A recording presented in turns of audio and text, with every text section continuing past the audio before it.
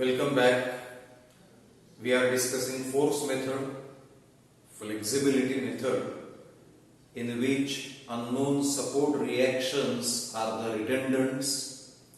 We get rid of redundants and develop first of all one released structure, released beam or released frame, which is a determinate structure, and then whichever are our redundants, we successively apply unit value of those redundants. We apply unit load method to calculate certain displacements, and then superposition equations of compatibility give us answers for our unknown redundants. That is the very systematic approach of flexibility method or force method. So we have seen a few beams and a frame, I believe. So let's see one non-sway frame and one sway frame, so that we will be covering the entire canvas of the kinds of structures that are expected to be solved in exam or expected to be known to us the analysis methodology in our course. So here is yet another non-sway frame. Support A is a fixed support. A to B, B to C, spans are 3 meters, 4 meters. Column BD has a height of 4 meters. There is a hinge support here and a roller support at B point. You are observing that the beam ABC is subjected to a uniformly distributed load of intensity 12 kilonewtons per meter. We want to analyze this frame, non-sway frame, using flexibility method. So since it's a force method, as a first step I am showing all the unknown support reactions. There will be MA-HA-VA, there will be HC-VC, and there will be normal reaction at the roller support RD. Then I start with the analysis. Degree of static indeterminacy is 6 unknown reactions minus 3 available equations of equilibrium, that is 3. So there are 3 redundant reactions which we can get rid of theoretically, and yet there will be equilibrium in the frame. So we assume VC vertical at C to be Q1, HC to be Q2, and RD to be Q3. That is what we have written here. Q1 is equal to VC presumably upwards, Q2 is equal to HC presumably rightwards, Q3 is equal to RD presumably upwards. Then you are aware of the next steps. We develop released structure under loads, released structure under Q1 equal to 1, Q2 equal to 1, Q3 equal to 1. So all those diagrams you can see here, and of course we are calling them, as you are aware, M diagram, small m1 diagram, m2 diagram, and m3 diagram. So this is M diagram where I have gotten rid of the physical constraint of hinge here and roller here, and then of course the relevant reactions are also not shown, loads are shown. This is my released determinate frame. Then here I am applying in M1 diagram unit positive value of Q1. Our Q1 is VC, but I am not applying entire VC. To enable myself to apply unit load method for finding displacements, I am applying unit value of Q1. Next I am applying unit value of Q2, and finally I am applying unit value of Q3 to our frame. So those are our M, M1 and M2 and M3 diagrams. Now we apply unit load method to calculate DQL and flexibility coefficients. What is DQL? It is displacement corresponding to Q1, Q2, Q3 under the loads. Q1, Q2, Q3, our 3 redundants, corresponding to those there would be certain displacements because of the loads. So those are our DQL1, DQL2 and DQL3. So before going to that, that we require to know bending moments in all the spans so that we are able to apply unit load expressions, unit load methodology, and we can get all these displacements. So here is our table with the step title released frame parameters, and I have written the usual columns: span, origin, limits, bending moment in M diagram, bending moment in M1 diagram, bending moment in M2 diagram, and M3, that is bending moment in M3 diagram. Now which are our spans? There is CB, there is BA, and there is BD or DB. So I am writing CB with origin C. That is, this is my span with this point as origin. So the limits for CB will be 0 to 4. 4 meters is the span. And then I express capital M. That means my section is here, and I am counting my distance x from C. So obviously the bending moment is going to be hogging. It is going to be negative 12 into x by 2, means negative 12 x squared by 2. That is what we have written. When we look at M1 diagram, again my span is here. My origin is C, so I am measuring my variable x from C. Bending moment will be sagging. It is going to be 1 into x simply. So I am writing under M1 1 into x. As far as M2 diagram is concerned, BC is the span. This is where the section is. Also we are measuring distance x from C. However, as far as BC is concerned, this force is axial. It will not generate any bending moment. So my M2 is 0. And finally M3. So again in BC span, section is here.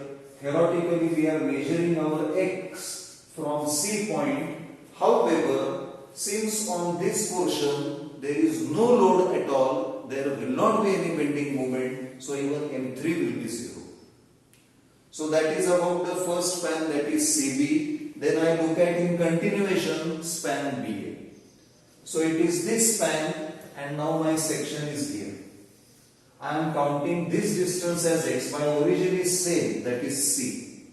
Again, because of this UDL, I will have hogging bending moment, negative, that is hogging 12x squared by 2. Expression remains same. Distance x is quite large.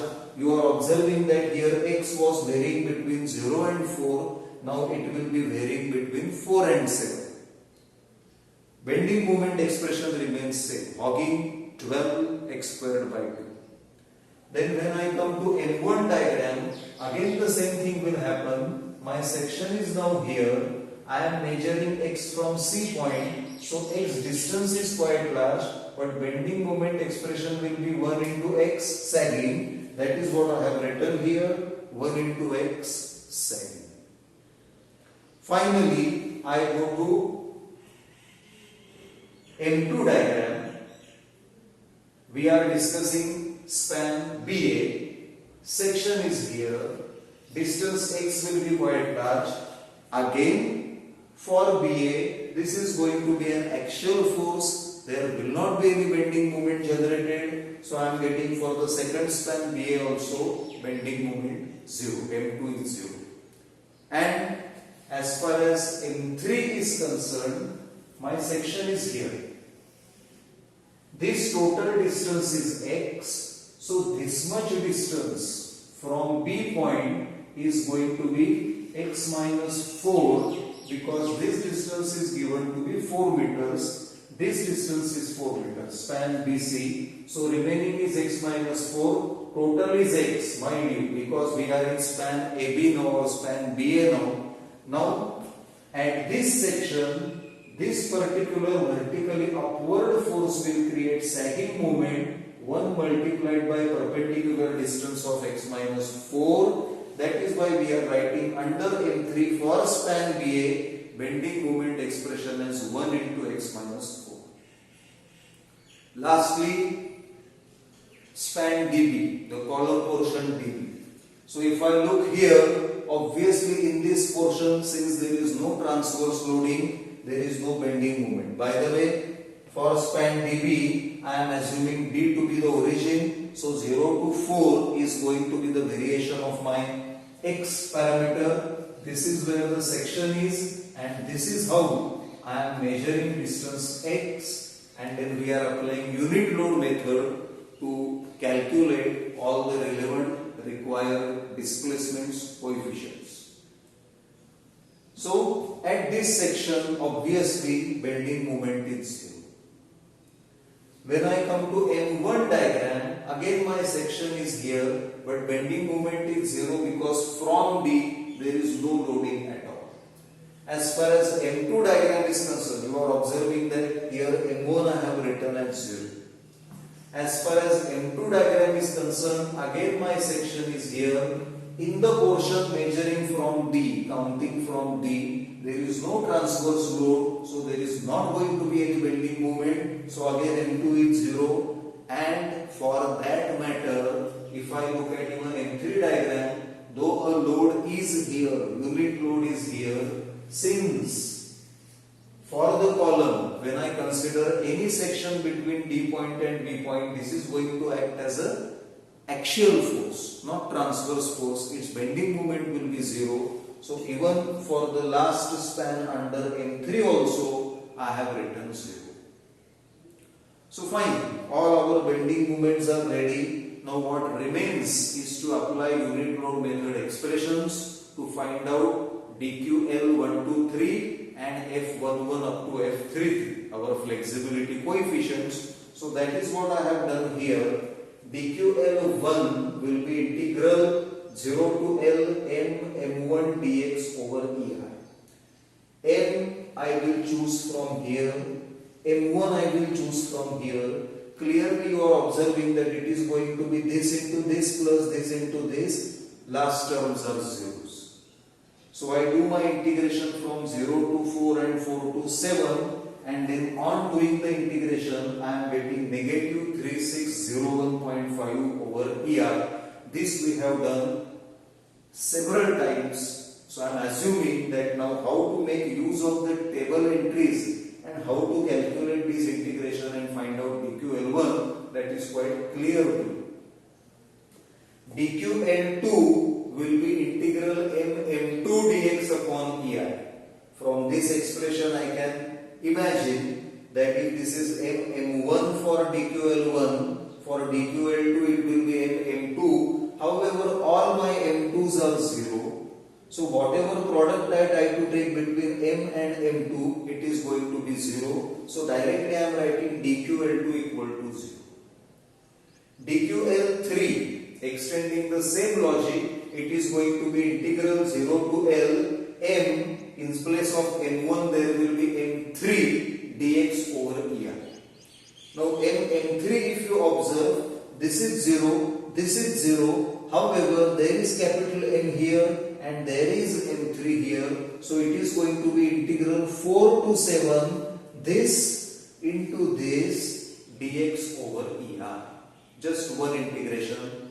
So calculate, do that integration carefully and see if you are getting or not negative 985.5 over EI as my DQL3.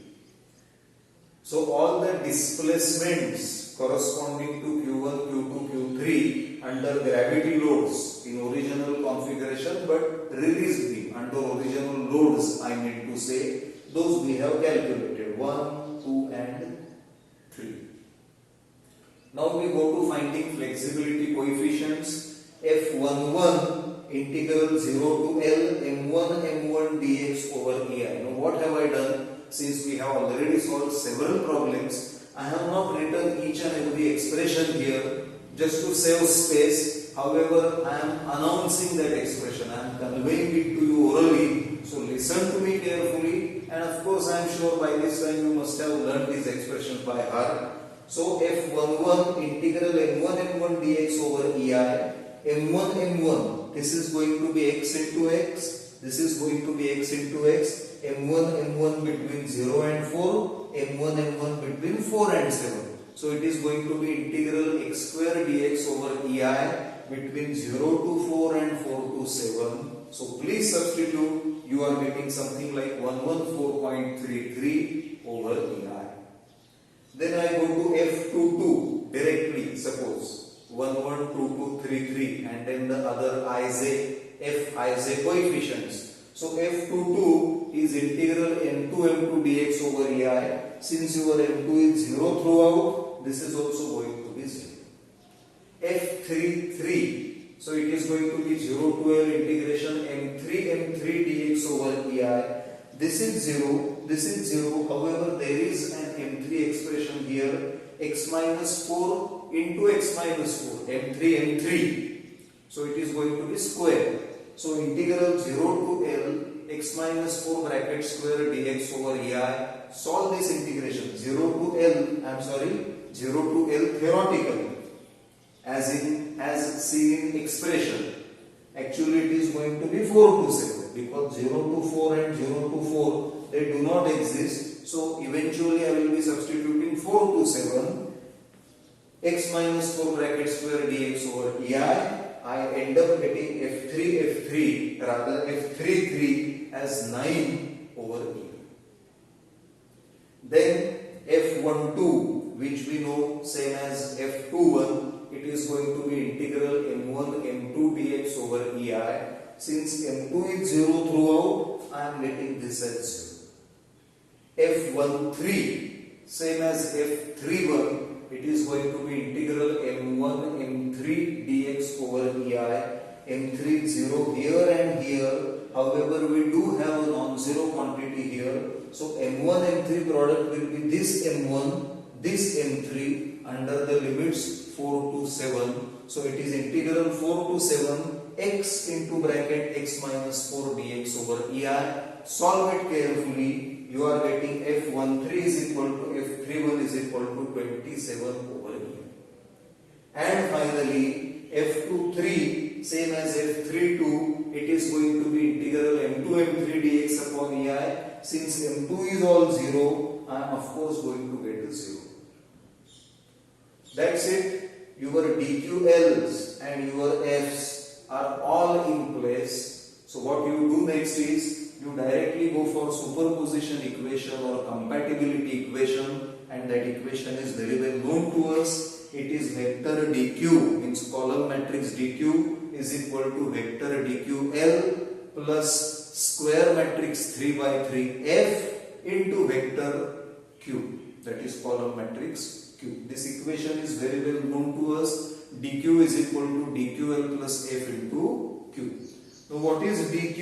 It is displacements corresponding to the redundants in original given problem. So that is vertical displacement corresponding to VC, horizontal displacement corresponding to HC, and vertical displacement corresponding to RD in my original problem. Now these are only possible if there is any sinking of support, any settlement of support, not otherwise.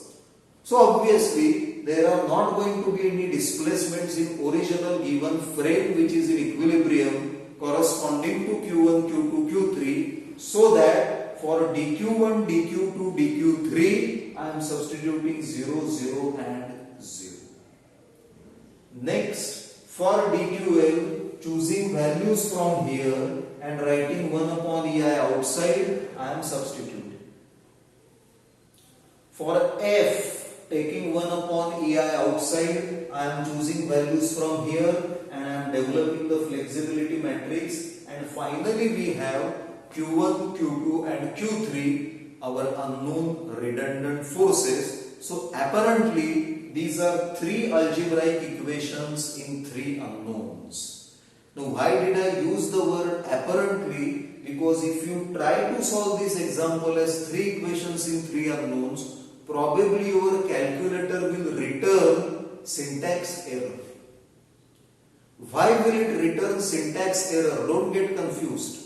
Try to understand what is going wrong. You may check once, you may check twice. You will find that you are not able to solve this equation for the simple reason that if you see these elements, these are all zeros which are corresponding to Q2. So what happens every time your calculator tries to solve this equation, it is 114.33 into Q1 plus 0 into Q2 plus 27 into Q3. In second equation also 0 into Q2. In third equation also 0 into Q2. So one of the unknown variables is repetitively getting 0 as the coefficient, 0 as the multiplier. So the calculator is returning the error that somewhere there is a mistake in formulation of equations. Actually there is no mistake. Try to understand what is happening. You look at the frame, there is no horizontal loading at all. So it is obvious that this reaction HC is going to be 0. This reaction HA is also going to be 0 since there is no transverse load. Had there been a transverse load on this column or inclined load on the beam, had there been one, there would have been different bending moment equations or expressions here. But you do not have any such load. So by inspection itself you are able to see that Q2, that is HC is 0 and even your HA is 0.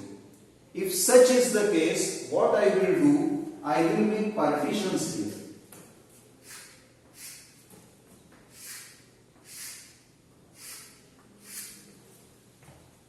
And then this part I will not solve, presuming by inspection that we do not have HC, that we do not have HA. So when I make partitions and when I remove this part from my system, even here, this Q2. Now you see that these are actually two algebraic equations in two unknowns, two equations in two unknowns, and then on your calculator you go for mode 5 and then tab 2 or equation 2. Instead of that you go for equation 1, that is two equations in two unknowns. You substitute these values, just ignore these banded rows and columns, and you will get Q1 is equal to Vc is equal to 19.35 kilonewtons. A positive answer means upwards sense here as well as written here, it is correct. Q2, that HC is equal to 0, we have decided, and if we don't decide that, we are not able to solve this system of equations because of the particular algorithm, because of the particular way that program has been done in calculator. As you are continuously getting multiplier of Q2 as 0, it is returning an error.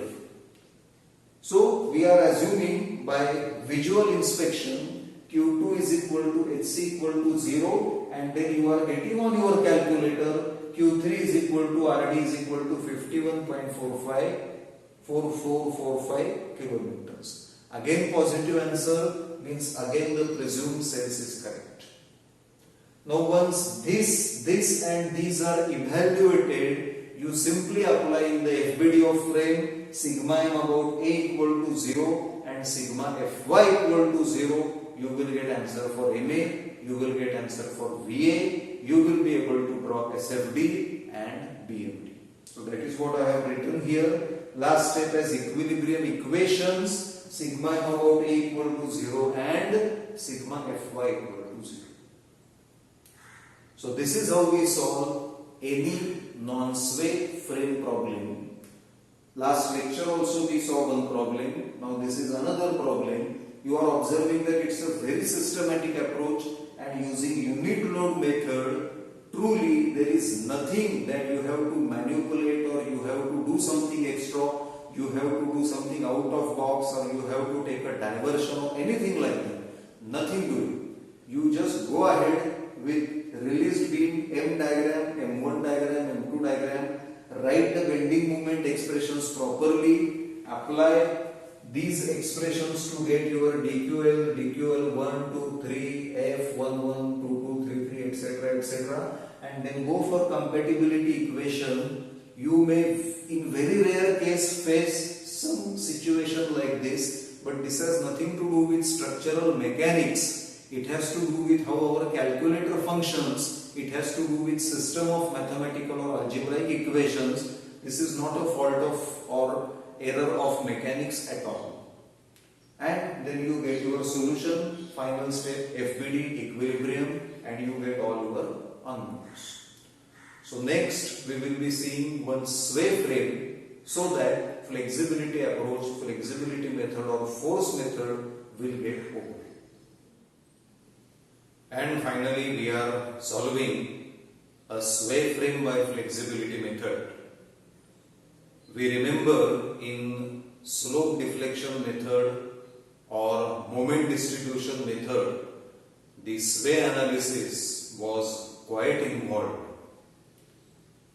As far as stiffness method is concerned, though the analysis was a bit lengthy, it was much less involved, it was much straightforward, it was much concise, much compact.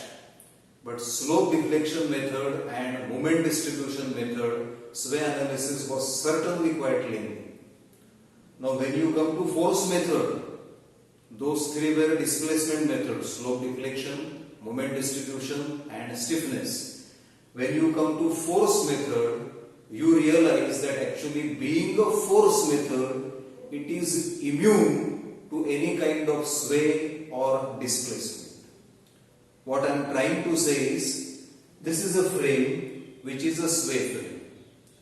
But our focus is not at all the unknown displacements, whether slopes or deflections. Our focus is purely unknown redundant reaction, unknown forces. So, whatever sway that may occur in B point, C point or in overall frame, whatever translation may take place, it has really no direct effect on methodology of flexibility method. In other words, the displacement like sway is taken care of in the method when you express your bending moments, when you apply unit load method and when you apply compatibility equation. So as far as flexibility method is concerned, sway analysis and non-sway analysis, that is sway frame and non-sway frame, are exactly identical. No special treatment is required to be given while solving this frame. So what I will do, I have solved the entire problem, but as far as your preparation is concerned, it is already thoroughly done.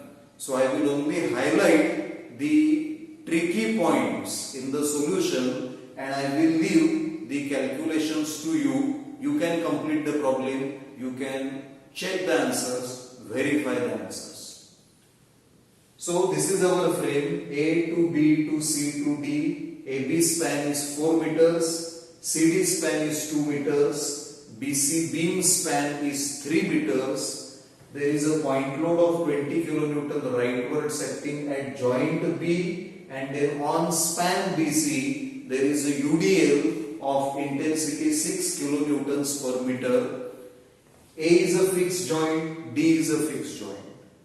Since it's a force method, I first of all show all the unknown support reactions presumably to be positive, in the sense anti-clockwise, upwards and rightwards. So I have shown HA, VA, MA, HD, VD, MD. Now these are 6 unknowns and only 3 equations of equilibrium are available. So degree of static indeterminacy is 3. That means there are 3 redundants. There are 3 additional forces or agencies which might be removed to achieve theoretical equilibrium. So what am I doing? I am imagining this physical constraint, the fixity of D joint, to be completely removed, and I am calling MD, VD, HD as my redundants Q1, Q2 and Q3. So that is what I have written here. Q1 is MD, presumably anti-clockwise. Q2 is VD, presumably upwards. Q3 is HD, presumably rightwards. Then you are aware of the superposition, then you are aware of the methodology. I draw released structure with loads. Then I draw released structure with Q1 equal to 1. Unit value of redundant MD I have applied. Then released structure with Q2 equal to 1 and finally released structure with Q3 equal to 1.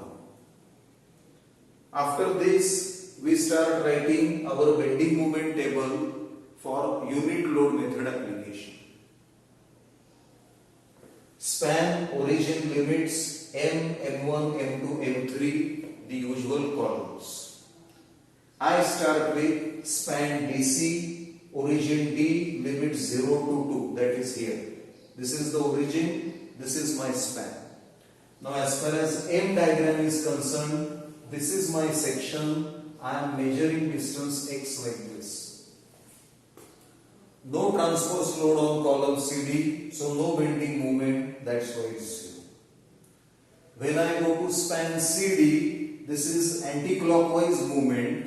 When I see from here, I am standing inside the frame, I am standing inside that house. As an observer, I am standing here, and when I look at this becomes a sagging movement for me, so I am writing M1 as 1.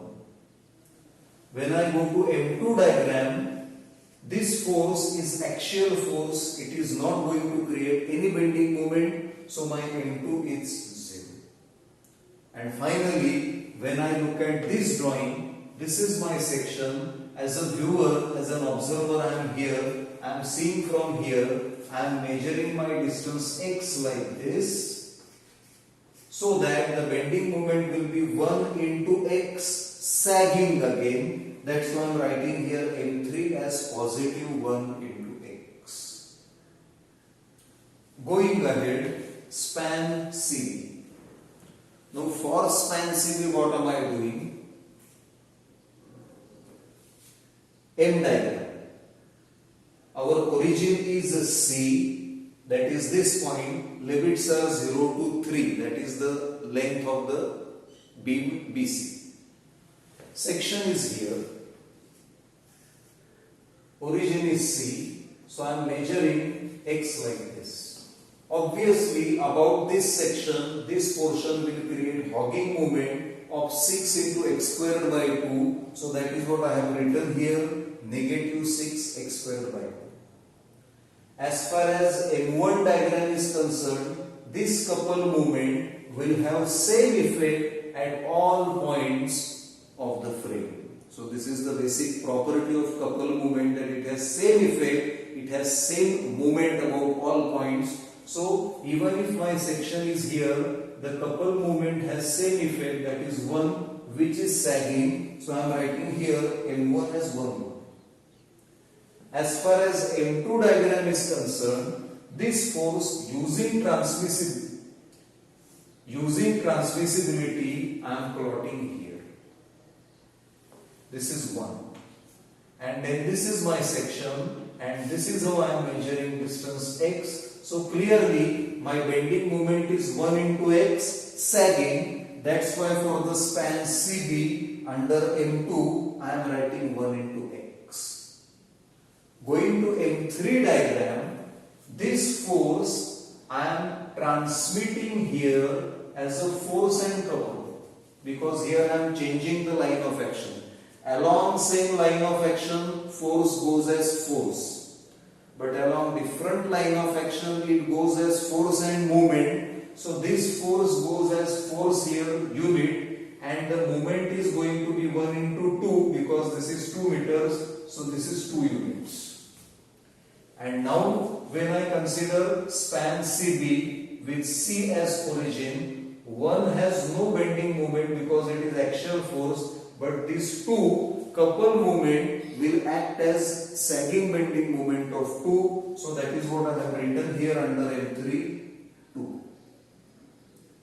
Going ahead, I consider now span BA, and B is my origin. Now when B is my origin, all the forces I have to segregate, I have to put together, compile and show acting at B point. This is 6 into 3, that is 18 into 1.5. because the resultant of this UDL will actually fall at the midpoint. Then that resultant I am shifting to B point, so it is 6 into 3 into 1.5, that will be 27. So I am writing here 6 into 3, 18 kilonewtons of total load, and because it has got shifted here, it will have created one hogging movement, or presently I should say one clockwise movement. 6 into 3 into 1.5, so that is 27 kilonewton meter. I hope this point is clear, because this is basic engineering mechanics from very first year engineering, that you are converting this UDL as point load of 18 kilonewtons at the center, and then you are changing its line of action, so it is going as 18 kilonewton and the corresponding movement 18 into 1.5, so that I am writing as 27. 18, 27, 20 kilonewton. Three forces concentrated at B. Now I have written span BA and origin is B, so obviously 0 to 4 is going to be my limits. This is my section. This is how I am measuring distance x, and as an observer I am observing from inside the frame. What do I observe? Axial force 18 kilonewton will not generate any bending moment. However, this is hogging 27 kilonewton meter, and 20 kilonewton will generate 20 into x, another hogging bending moment. So it is 27 and 20 into x, both hogging. That's why here I am writing negative 27, negative 20 into x. As far as M1 diagram is concerned, even if I show the section here, the movement will have the same effect, that is the same anti-clockwise movement. If I show here anti-clockwise 1, then I have written bending moment as 1, sagging. Because as an observer I am here, I am looking like this, so this is a sagging bending moment for me. As far as M2 diagram is concerned, now here we will have to go step by step carefully. Already I have transmitted this force here, but now I am discussing span BC and my origin is B point. So this one, if I transmit at B point, it will get transmitted as 1 kilonewton force, and its moment about B point, which is going to be anti-clockwise. This distance is 3, so 1 into 3, this is going to be 3 kilonewton meter. Using kilonewton units and meter units, it's going to be 3 kilonewton meter. So when I consider a section here, I observe that 1 kilonewton is an axial tensile force. It is not generating any bending moment. However, this 3 is creating sagging bending moment about our section. That's why under M2 for span BA, I have written bending moment as sagging 3 means positive 3. Lastly, we come to the M3 diagram. Already this has been transmitted here as 1 kilonewton and 2 kilonewton meter. 1 kilonewton and 2 kilonewton meter. Now this force using transmissibility I can mark here. So this is again 1 kilonewton, and this is a couple moment which has same effect about all points. So this couple moment I am showing as it is here, 2 kilonewton meter. I do hope that you are really following this. This one from here to here earlier went as 1 kilonewton force and 2 kilonewton meter movement. From here this one can be transmitted directly because it is along the same line of action BC. So using principle of transmissibility, this one I am directly taking here, and this 2 also being a couple movement, I am directly plotting there as it is, anti-clockwise. And now when I think of a section here, and when I see from here as an observer, this distance is x, because my origin is B. So I am counting X from B. Then I observe that 2 is creating sagging bending moment positive 2, whereas 1 is creating hogging bending moment 1 into X negative. That's why my bending moment expression is 2 positive minus 1 into X. This 1 kilonewton into X is 1 into X means effectively X. Hogging, that's why negative. That's why I am writing 2 negative 1 into X, that is 2 minus X in short. So this is my unit load method table, and actually if you ask me which is the toughest part of this problem, it is only writing these bending moments carefully.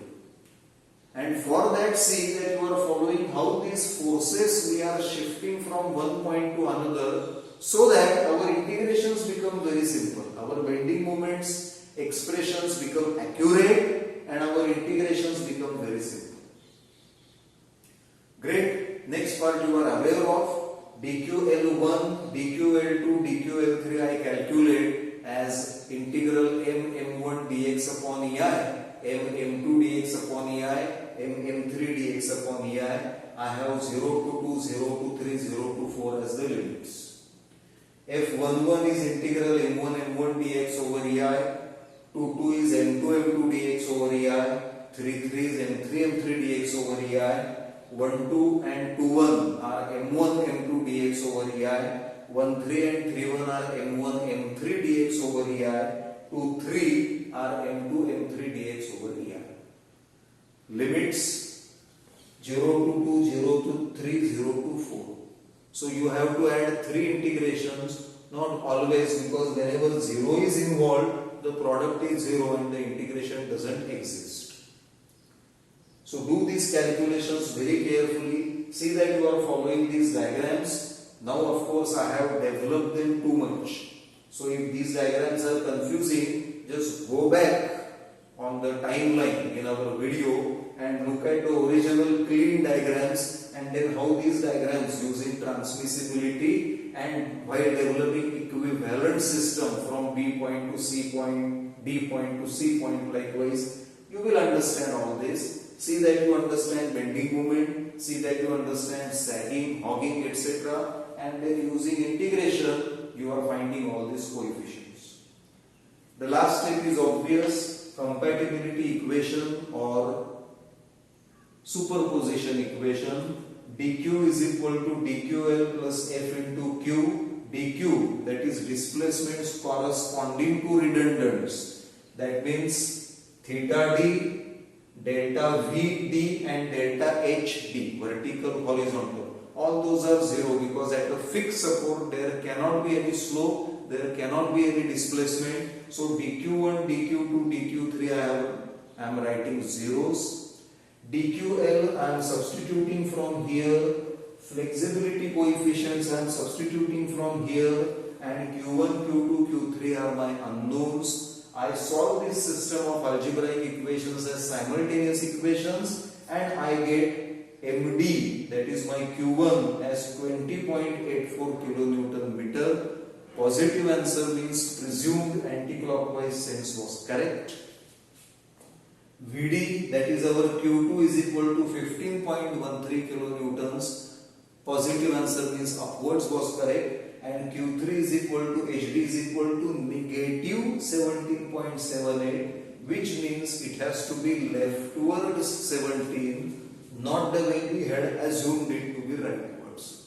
And which just a cursory glance at the figure also will tell you that since this force is rightwards, obviously the reaction here, or for that matter even here, they are expected to be leftwards. But as a technique, as a method, we started with all positive directions, anti-clockwise, upwards and rightwards, and then we, whenever got negative answer, we just reversed the sense or the direction of the answer. That's it. I have found MD, BD, HD. That means these three have been derived, and now I think you are realizing that though these calculations are taking some time, actually the method is very simple. Very easily we are deriving all these unknowns, and then apply sigma m about A, sigma Fy, sigma Fx, equilibrium equations, you will get these three answers so that you will be able to draw SFD BM. So I suggest that after this you apply equilibrium equations, get these three answers, and finally do develop BMD also, so that your problem will be thoroughly, completely finished. That's it. So remember, slope deflection method and moment distribution method, sway frame analysis is quite involved. Stiffness method, it is intermediate, in the sense not very lengthy, but at the same time you have to consider that delta while solving the equations. And as far as flexibility's method, you may say that the method is immune to any kind of sway or any kind of such translational displacement, because wherever the sway is going to occur, at that point we do not have any redundant. And because our focus is redundant, our nodes are always redundant nodes. So that is the reason why we do not have to give any special treatment to sway frame while solving it by flexibility method. So with this, flexibility method is also over. We have seen all the methods: slope deflection, moment distribution, stiffness method, and now flexibility method of analyzing indeterminate continuous beams and non-sway frames as well as sway frames. So thank you very much for being with us, and in next lecture we will be seeing some approximate methods. These are supposed to be accurate methods, that is within the canvas of the assumptions or constraints of the assumptions. These are yielding accurate results. In next lecture we will be seeing some approximate methods which are usually applied to more complex structures, where applying these accurate methods proves to be very lengthy. So then there are certain assumptions, and on the basis of which have been derived certain simpler methods, approximate methods, using which you get fairly correct answers. So see you in the next lecture with approximate methods of structural analysis. Thank you.